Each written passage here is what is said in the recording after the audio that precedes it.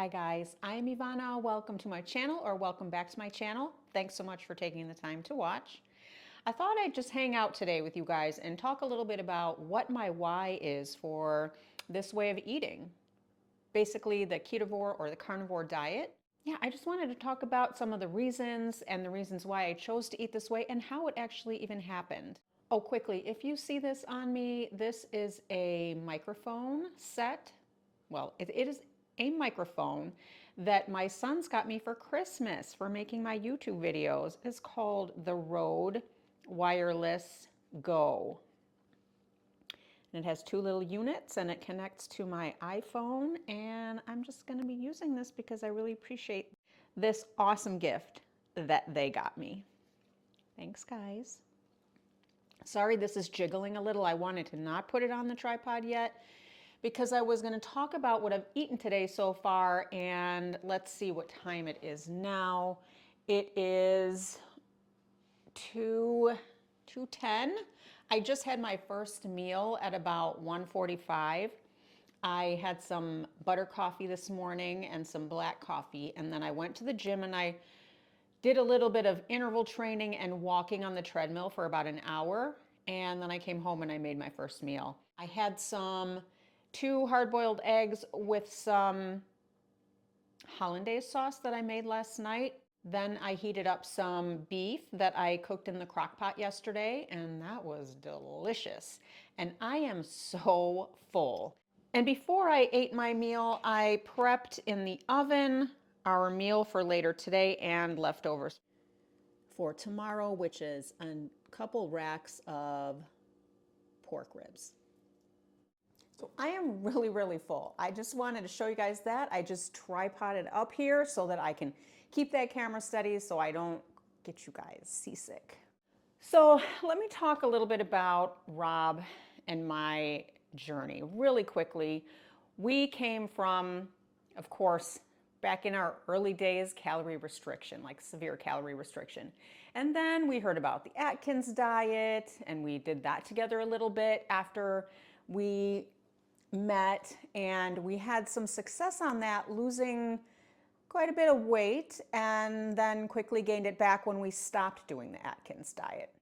Years have gone by, we did a little bit of calorie restriction and counting calories, and weight went up and down, and we didn't really get anywhere to a sustainable place. After 2020 hit and everything that went with it, we decided that we needed to get serious because things were going in the wrong direction, and we were getting older and we wanted some weight loss because we believed that weight loss was true health. If you can lose weight, you'll get healthier. Like the doctor always tells you, lose 10 pounds and you can help your blood pressure and everything else. So that's the way we believed it went. And we decided to do low carb again. And I was hearing more and more about the keto diet, so we were trying to just do that, and we were still kind of restricting and counting calories and doing intermittent fasting. We lost a good amount of weight. After a while, we stopped counting calories because we were learning more and more that with this way of eating, intuitive eating comes a lot easier because getting your hormones corrected actually makes all of this come. Your body works like it should work. Metabolism is the true key to health and weight loss. When I hear 88% of our population here in America is insulin resistant, what do I think? I think something must be wrong here. It's not just people here and there, it's 88% is what I'm hearing is the statistic. So I started watching more and more videos, doing more research and more reading about this epidemic, I guess I will call it that, and learning more and more why are people insulin resistant? And what is insulin resistance? And what causes it? How do you correct it? And everything that goes along with it, because I am an information sponge. I just need to know everything when I hear something. So I did more research, and everything started to make sense. When you hear people say, oh, that kid or that person who's naturally skinny has good metabolism, it is always something I thought that you were born with. Either you were born with good metabolism or you had bad metabolism. And I always thought I had bad metabolism because my body just didn't want to burn calories at a good rate. Well, as I dove more into the research, I started learning it's not about what you're born with. It's over time. The damage you do to your body causes your hormones to not work properly. Insulin is the number one fat storage hormone, and it is a precursor hormone for a lot of different functions in your body. Think of insulin, insulate. When our ancestors didn't have food, they would naturally fast, and they would eat whatever they would find, berries, vegetation, nuts, I don't know. They ate in a way where they ate higher carb, which caused more insulin to be released, which caused more of the fat to be stored so that they could fast for longer periods of time without food. So now this all really, really makes sense to me. In fact, Dr. Boz just did a great video that I watched today about calories in, calories out is a big scam. So if you're interested in knowing more about this topic, please watch her video because she made it so easy to understand, which also just solidifies what I've learned and how it all makes sense. So anyway, over time, as we eat improperly with lots of processed foods that are in our world today and for many years, it causes our bodies to get more and more sick. And, you know, I started to think about it. And as I learned more about big food and big pharma and how that all plays into the wellness or sickness of our population, it all really started to come together and click. So just because a food is on a shelf and it's in a grocery store, which we're so used to saying, oh, it's food and we can just eat whatever we want, because if these companies are making it, that means it's safe to consume, right?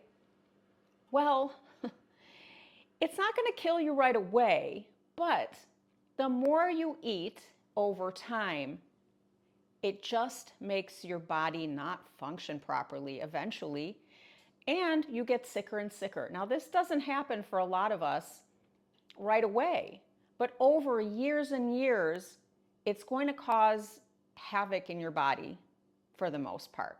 Food manufacturers are making these foods in a lab. They're using chemicals to mimic flavors and tastes, and it's a lab experiment, guys. And you know what? I'm not going to be their experiment. I'm just not willing to do that anymore. So I have just decided very minimal processed foods where I always read the labels and I know what I'm eating. Also, now that I know more about how our hormones work, I am definitely making sure that I eat the right foods, lots of protein and fat, good saturated fats that come from animal sources, is really what makes our bodies optimize that hormone health, because saturated fat and cholesterol are precursors to many of our metabolic and hormone functions in our bodies. So it all became very clear to me. Yes, calorie restriction can work in the short term, but as soon as you start adding those calories back into your diet, if you do, then you're going to maybe start adding the weight back on, because if you're still metabolically unhealthy, then your body's never going to function the way that it should. Also, a lot of times if you restrict your calories to a certain point, say 1,500 calories, then you stay there for a while, your body is going to get used to that and it's going to become complacent and you'll hit a stall. Then when you reduce your calories further to try to lose more weight, your body's going to get used to that. And you're just going to have to keep going lower and lower on those calories until pretty soon you're eating maybe 500 calories a day and you're stuck at that stall again. In the meantime, you're not eating enough food. Your body is starving because it needs these nutrients from the proteins and the fats, and it needs enough of them to become satiated, and you're muscle wasting in the meantime. I just decided that I'm going to fix my metabolism. I'm going to not care about my LDL cholesterol, because a lot of times when you eat this way, your LDL cholesterol can go up. But I'm more focused on my HDL cholesterol and my triglycerides, because I know those are important to metabolic health. And LDL cholesterol is not a cause for heart disease. But I do know that insulin resistance is a cause for heart disease and other diseases of civilization. So I'm going to work on my insulin resistance, and the way to do that is to eat lots of proteins, saturated fat, and limit the carbs. Now, I am doing a challenge this month. I thought I was eating pretty good ketovore, but I learned that when I joined this challenge, I really wasn't. It has pushed me to change a little bit more of the way I eat. And it hasn't been that hard because I'm pretty used to this. I'm fat adapted already. I didn't experience, the keto flu, which is really just an electrolyte imbalance for the first couple weeks until you become fat adapted. But I didn't experience any of that because I'm already fat adapted. So I joined Dr. Ken Berry's private community, and he has different levels of membership. So I just joined the lowest membership to start, and if I decide that I can commit the time to this community and it really benefits me, which I think it will, I will probably up my membership to get more and more benefits from a doctor that I really truly believe has the answer. So I've been doing that, and there's a lot of talk and helpful communication on their community. There's the Ketovore Challenge, which I'm doing, and his wife, Nisha Salis-Berry, is running. And I'm really enjoying that. I'm learning a lot, and I might have actually budged this little weight loss stall, but I'm not weighing myself. I've learned that weighing myself for me just isn't healthy because it really psychs me out. If I get on that scale and I've gained a pound or two from the day before, which can easily happen because that's most of the time that's just, that's water retention or a fluid retention. That's not true fat gain or fat loss. So I'm interested in knowing how my body feels and my body composition, which you'll know more by measuring versus weighing yourself every day. So that is what I do. I haven't stepped on the scale since September when I went for my physical because I wanted to know what I weighed on my own scale before I stepped on that doctor scale that usually adds about 5 to 7 pounds onto your weight. And that weight was not a weight I was happy with, but I know that I had gained muscle and bone mass. So it wasn't really a true gain from what I had gained from before we moved. On my Ketovore Challenge, I am really eating just mostly animal-based, and I've cut out all the little things here and there that I would eat before. I also have pretty much cut out dairy because after a few days of not eating any dairy, I tried some cottage cheese, some regular cheese, and the next day I didn't feel the best, so I attributed it to that. So I decided for this challenge, I'm just going to try to cut out dairy. And what I've been eating is meat fat, eggs cooked anyway in either butter or bacon fat. I've been eating bacon. I have been, did I mention butter? Yes, butter. I've been adding butter to my coffee in the morning, which is delicious. It's my new favorite way. I've tried egg coffee, but it's not my favorite because when I mix it up, it froths too high and then it takes forever for the froth to go down, and I can't drink that coffee for a while because I'm waiting for that to settle. So I really am sticking with the butter coffee. It's delicious. And I'm finding that I have a lot less bloat, which I didn't have much bloat before because of the way I ate, but I have less bloat overall. I feel very energetic. I'm going to the gym a lot more. I'm just moving a lot more. and I feel happy. I feel in a great mood. That's my update, and that is my why.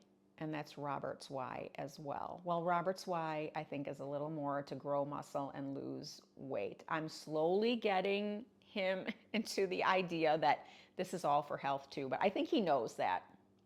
He's not as strict as me. He still likes to snack a little bit, but at least he snacks on things like pork rinds that are cooked in their, fried in their own fat.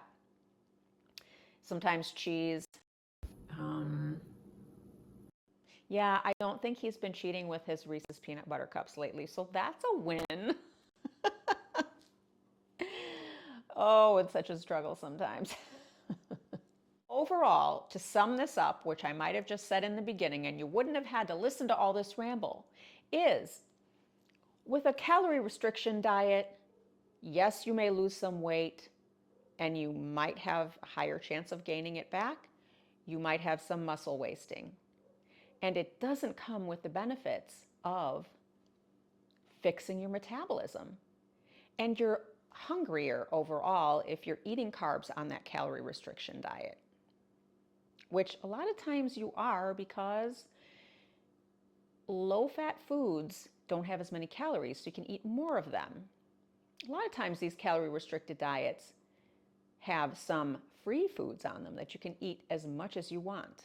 On the flip side, the carb restriction, high to moderate protein, high fat diet comes with health, fixing your metabolism, high satiety. Sometimes I'm not even hungry for dinner. It's just natural that you will eat less, and eating fat helps burn fat. So if you watch Dr. Boz's video, she will explain that way better than I can, so check her out. I'm going to link her video in the description here because I think it's worth watching. It's not long, it's 5 to 6 minutes long, and it's packed with helpful information. Thank you guys for watching, and I hope that some of this information was helpful. I hope that it prompts you to maybe dig a little deeper into these topics, to really help understand why this is the key to true health. As always, I hope you all have a great day. Thanks. Bye, guys.